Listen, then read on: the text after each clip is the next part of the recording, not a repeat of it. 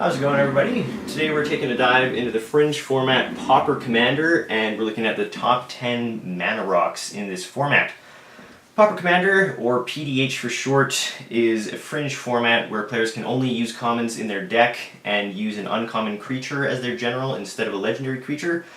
If you want to know more about what the format is all about, I've created a couple videos explaining that, and I will include links in the description for you to find out. But even if you're not interested in that, you can think of this video as kind of like the top 10 budget mana rocks at the Common Rarity, although do keep in mind that what I'm talking about is kind of specifically tailored to the Pauper Commander format, although it's not entirely that much different from regular Commander. So, at number 10, we have Guardian Idol. So for 2 mana, you get a mana rock that comes into play tapped. It can tap for 1 colorless. And for 2 colorless mana, you can make it turn into a 2/2 artifact creature until the end of the turn. So one of the reasons this is such an interesting card in Pauper Commander is I believe it to be one of the only mana rocks that can actually turn into a creature. You don't have access to the key runes in Pauper Commander because those are uncommon, and you don't really have man lands either, so this becomes quite a unique effect. And 2 mana for a 1 mana rock is not that bad after all. So it's definitely just a, a nice and versatile effect with a nice efficient cost. It was reprinted in Iconic Masters in 2017 at Common, so it has become legal in Pauper Commander because of that, which is pretty sweet. Do note though, the one disadvantage of this card is that the 2/2 creature doesn't have any type of evasion or anything like flying or reach to be able to block flying creatures. So that's why it took number 10 and not a higher spot on this list. At number 9, we have the Signet Cycle in the original Ravnica block. So these are 2 mana artifacts which you can pay 1 and tap them to add 2 mana of whatever specific guild the card was based on to your mana pool. So obviously there's 1 for every set of 2 colors. So whatever deck you're running, as long as it's not monocolor, can run these cards. And one of the biggest advantages, in my opinion, is the fact that it can filter mana. So it can turn colorless mana or mana from other mana rocks that produce only colorless into 2 colored mana, which is very good. And the options that you have for mana fixing in Pauper Commander are a lot less than what you have to access in regular Commander. So these can be really effective ways to help you cast your general if it has a very colorful mana cost. I would even go as far as to say that you might be able to run 1 of each if you had a Fusion Elemental deck, for example, because they're pretty solid mana acceleration and they help you mana fix really efficiently as well, which is awesome.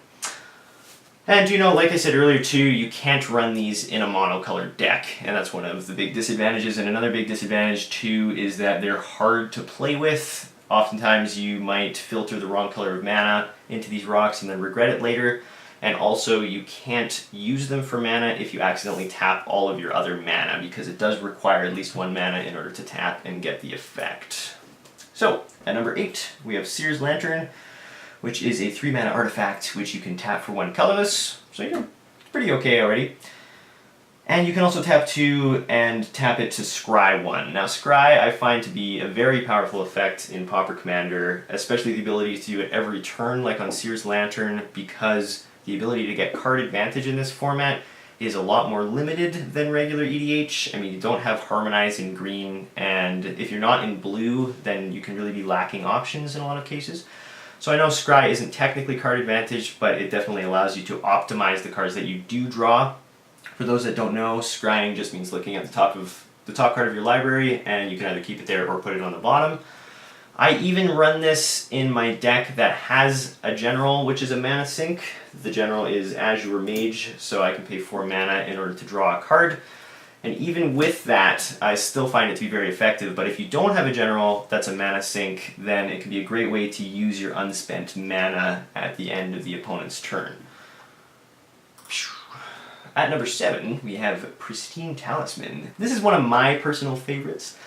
So, I mean, I just think the art is awesome, and the effect is really cool, and I don't think I've seen it on any other mana rocks before. So you can tap it to add 1 colorless to your mana pool, and you gain 1 life. So that means that no matter what, this card is going to have a use even if you don't need the mana every turn.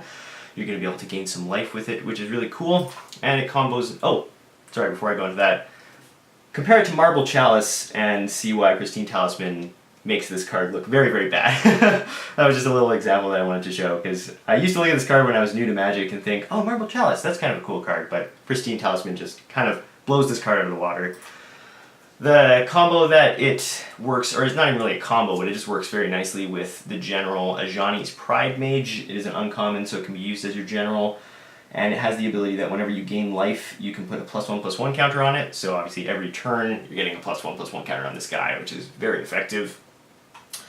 Another thing that's cool about Pristine Talisman as well is that there is a neat promo card. I don't know if the camera's focusing on this very well, but if you see the set symbol, it's actually the only card in Magic's history with a Mirrodin Pier set symbol.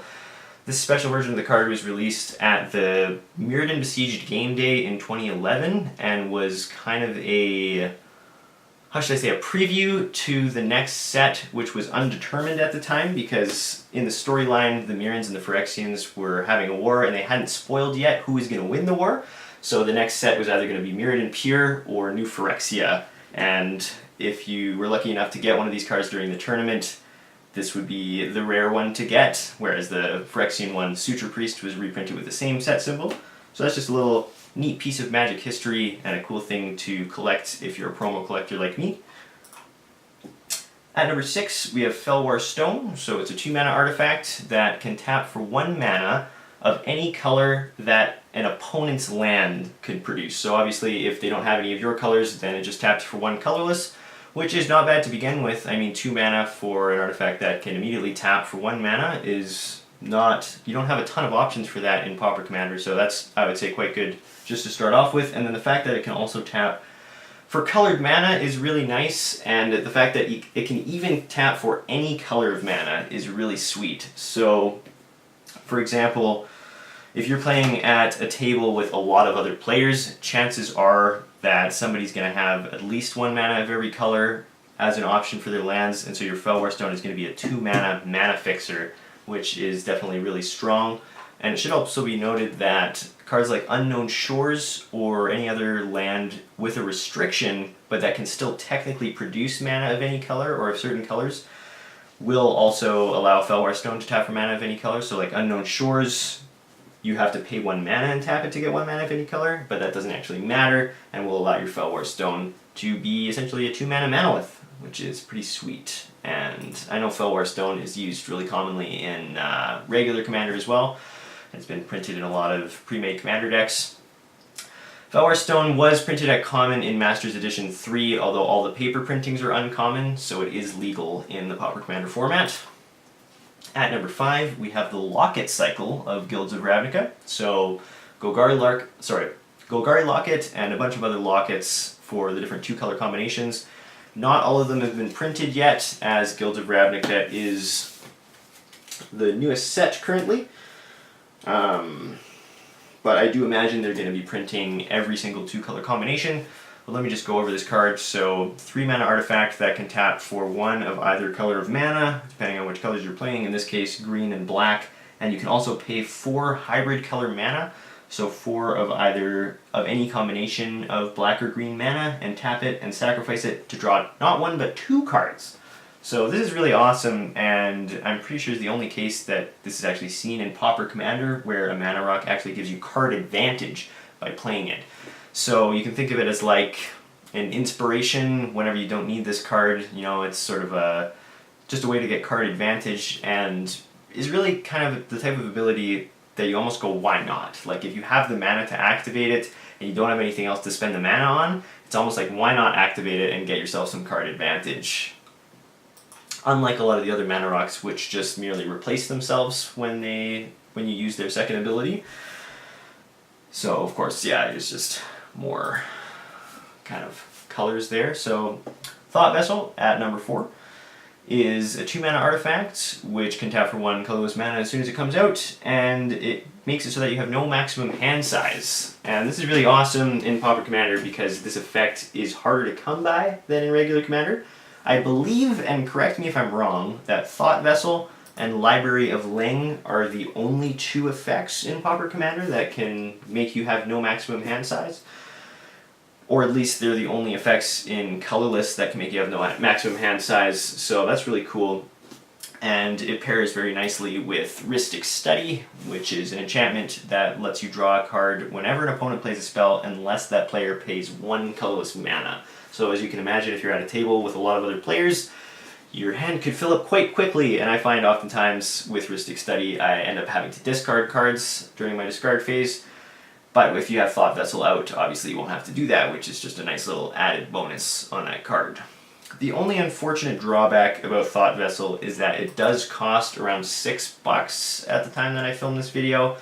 The reason for that is it's only been printed in pre-made Commander decks, so the rarity, although it's technically a common, so it is legal in Pauper Commander, is also the same, I guess, has the same frequency or occurrence in the Commander pre-made products as rares, mythics, and uncommons, because there's only one of each card in the set, and so it hasn't been printed super excessively, although I imagine if they are to print this card in future Magic the Gathering sets, which have the regular rarity frequency kind of spectrum, then the price of this card would hopefully go down. And I only mention that because Pauper Commander is a format which a lot of players play specifically because it's a very budget format, so $6 could often make the difference between wanting to or not wanting to include a card in your deck, and understandably so.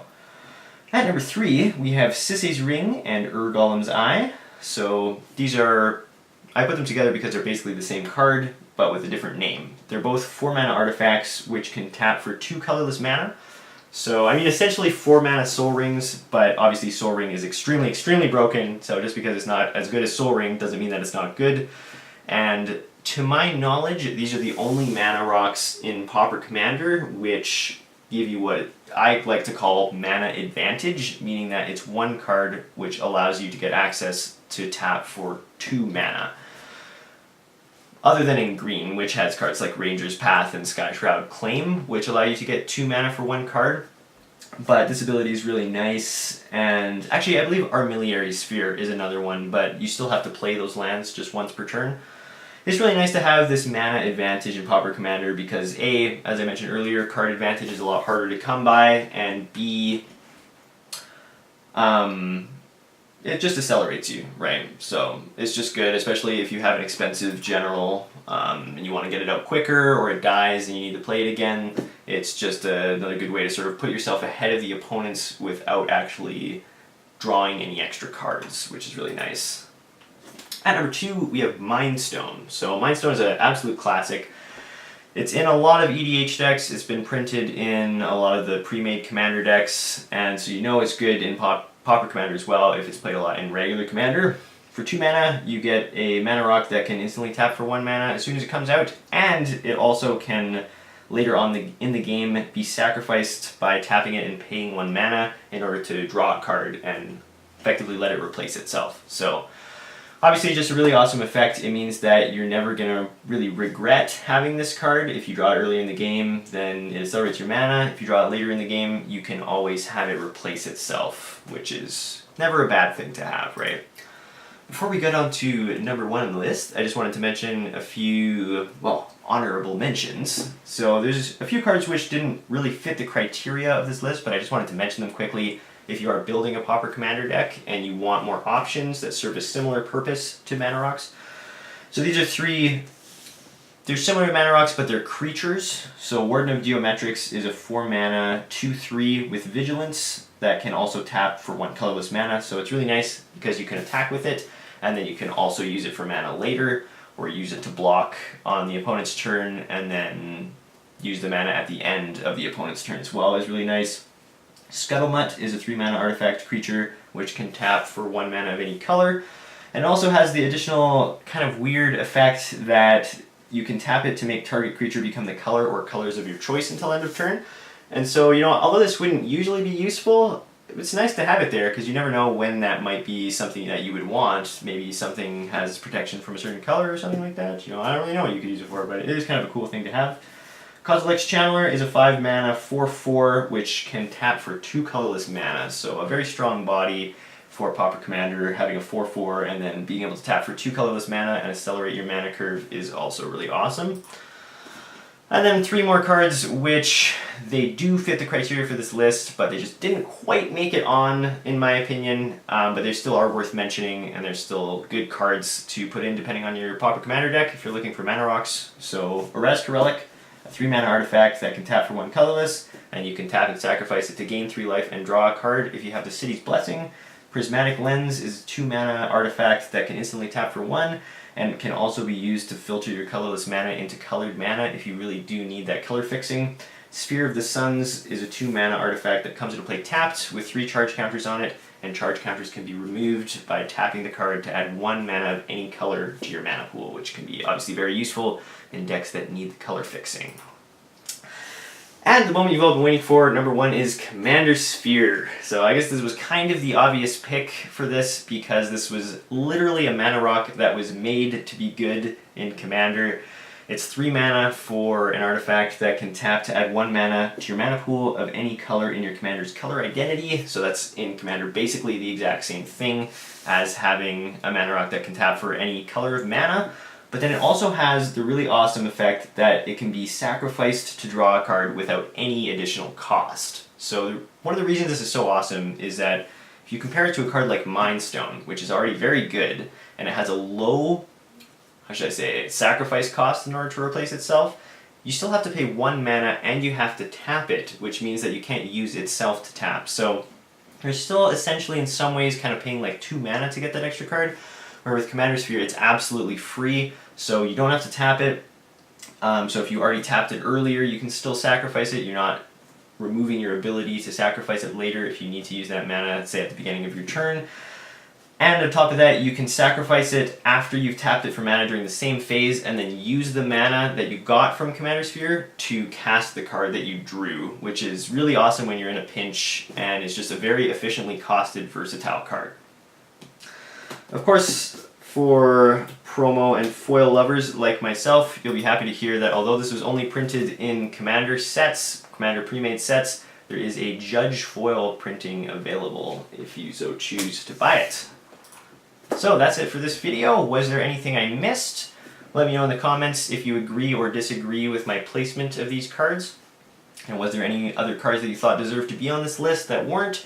Were there any cards that you think I was giving too much credit for? Were there any extra uses for cards that I didn't really talk about or delve into? Definitely let me know in the comments. Always curious to hear.